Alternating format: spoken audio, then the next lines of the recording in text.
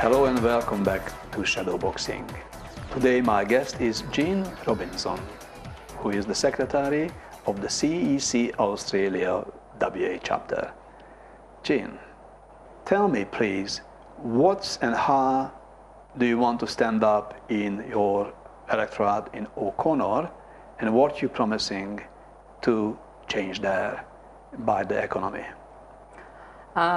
Well, the seat of O'Connor, as I said before, is huge and diverse, but the main problems of the present situation is the bankruptcy of agriculture, where we have 500 farmers being foreclosed and another 1,500 couldn't sell their farms because no one want to buy it. No, and that's not even the Chinese, which is very interesting. Yeah. Why not? Yeah, well, there is a lot of foreign takeover as well, because a lot of the farms are for sale. And then the other problem, of course, is we have the mining boom, which is actually coming to an end. So Kalgoorlie, of course, is the main mining area of the seat of O'Connor, and it's a town that's actually hasn't really progressed for 200 years. It's a town based on gambling and pubs and not much else. So the culture there is actually terrible. But what we need to do as a nation is reorganise the banking system with obviously a Glass-Steagall Act to sort out the present banking crisis and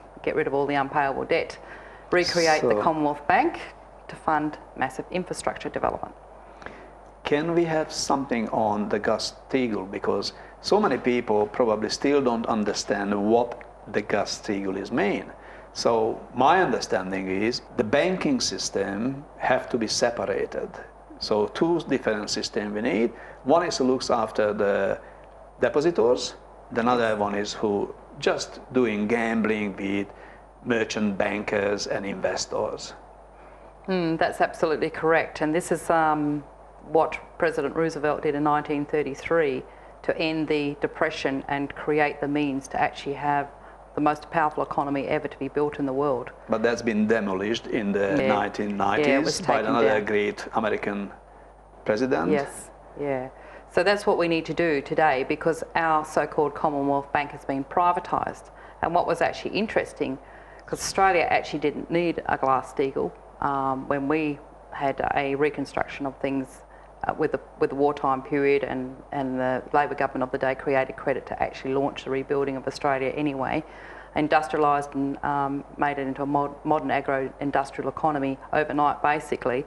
So, but because the Commonwealth Bank still existed as a government bank, that was able to be used to actually fund manufacturing and agriculture and provide long-term low-interest loans for infrastructure. So that's what was taken down by Keating, privatised, and so basically since then Australia has been at the complete mercy of private banking, particularly international banking again. Yeah.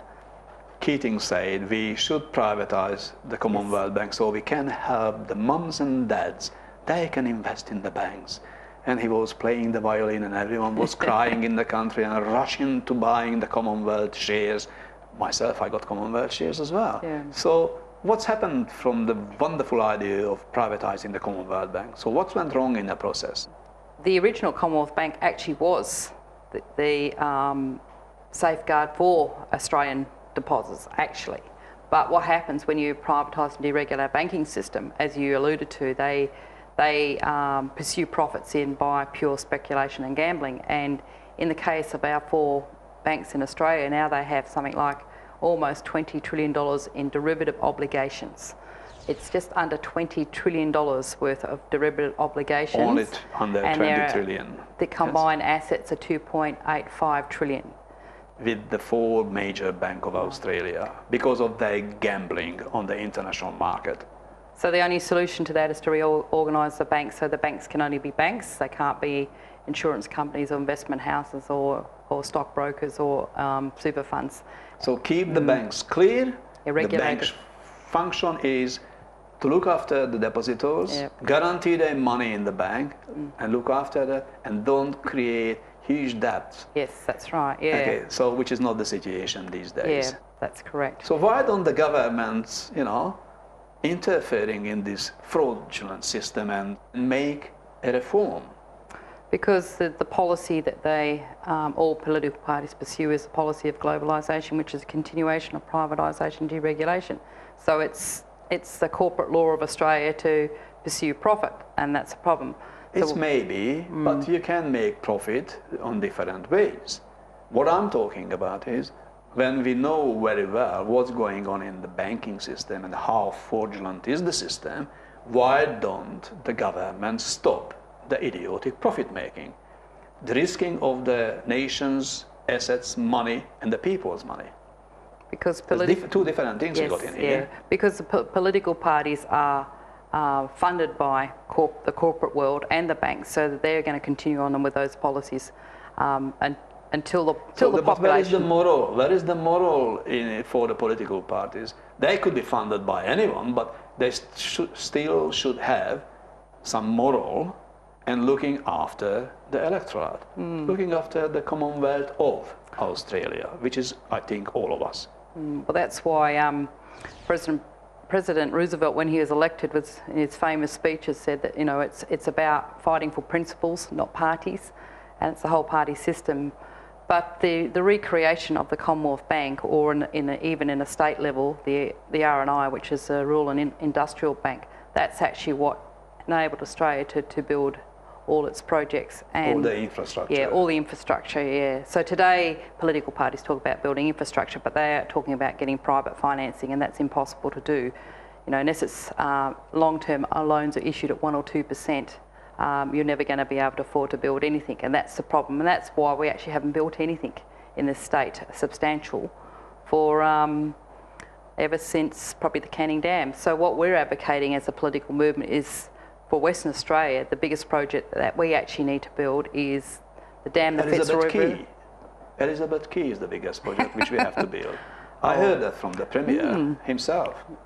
The problem here is it's a principle we're talking about, because what the present government's committed to is a policy of monetarism. Money makes money, right? In actual fact, what actually makes an economy function is the productive physical economy. And what we've seen happen over the last 40, 50 years is the physical economy has been sacrificed for the financial gains of the financial sector, which is now 70% of the economy. So what has to happen is that has to be reversed, because the financial sector is actually bankrupt, along with the housing bubble. So what we need to do is to issue those long-term loans and start building, like a dam, the Fitzroy River, which is the second biggest flowing river in the world, actually, and actually entirely drought-proof Western Australia, develop a whole corridor of high-speed rail, water projects, all irrigation all the way from Kununurra all the way down to Kalgoorlie, because Kalgoorlie should actually be the industrial base of Western Australia. At the moment, it's probably the biggest hole in the state. Now, it's quite ironic that we can make massive holes to loot the mineral wealth of this country, but we can't make any holes to build water projects. And that's what we've got to get back to. You know, a government that is competent in economics for a start, and also moral, because the governing principle of government should be the general welfare of the population first and foremost. That's a moral issue. Yes, yes. So this economic crisis which we're living in around the world, not just in Australia, it's got a definite consequence in the moral status of the people. So we got a moral crisis as well. Well, we certainly have, because where I live, we've got absolute devastation. We've got suicides in the farming community. We've got mass foreclosure on farms, which is going to be 50% of the farmers are forced to walk off their farms. So the moral crisis is you have a society where everybody just avoids those issues and nobody wants to know about it, and there's certainly no political action to stop that. You know, it could be done immediately by government legislation to have a moratorium on farm foreclosures, small business foreclosures and home foreclosures. And if that's not done in this country in the next few months, we're going to see absolute devastation of the population, something like you see what's happening in Europe, particularly in Greece, Spain, Ireland, Britain and Italy. So, but it's also interesting because those nations are now beginning to actually fight for the Glass-Steagall separation, particularly in Britain of all places, where 60% of the MPs are actually calling for Roosevelt's Glass-Steagall separation of banking, and you actually have that in some of the parliamentary system in Europe. So what our job is to do is actually to get the Australian population to realise that, because this is a moral dilemma. Everybody's so fixated on their own personal money, their own personal survival, that they're actually not looking and understanding that you actually have to have the general welfare of everybody has to come first. And if you can uplift the living standards of everybody, you'll solve all those social problems, financial problems and economic problems. But Tibor, it is a moral problem. As you know, I spend a lot of time out in the streets talking to literally thousands of people, and you know, Australians are very good at saying, "She'll be right, mate."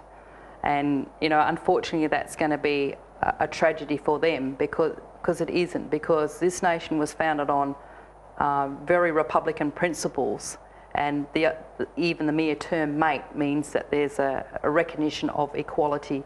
And the Commonwealth and also the common, means that yeah, and the common good. It is common goods for all of us, yeah. not just for the bankers.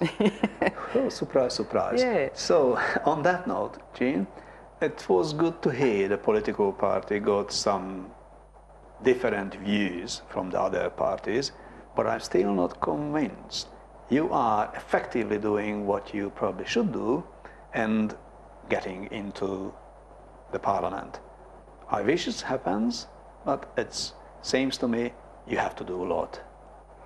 Yes, we certainly do, but I can assure you the crisis is going to be so severe that we'll see a fundamental shift in Australia, because historically that's exactly what happened in the creation of the original Labor Party in the 1890s depression, which actually was worse than the 1930s. So you had a new fledgling political party that was nothing, and the next minute it was the government, because people cannot survive if they don't have food or shelter, and unfortunately that's what we're having, because this banking crisis is going to actually leave the majority of the population homeless.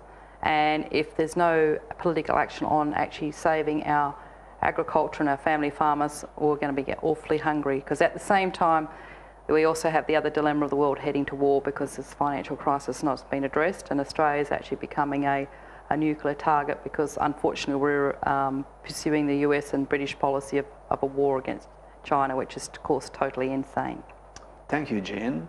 I enjoyed the discussion with you today, and I hope you also enjoyed watching shadow boxing at home.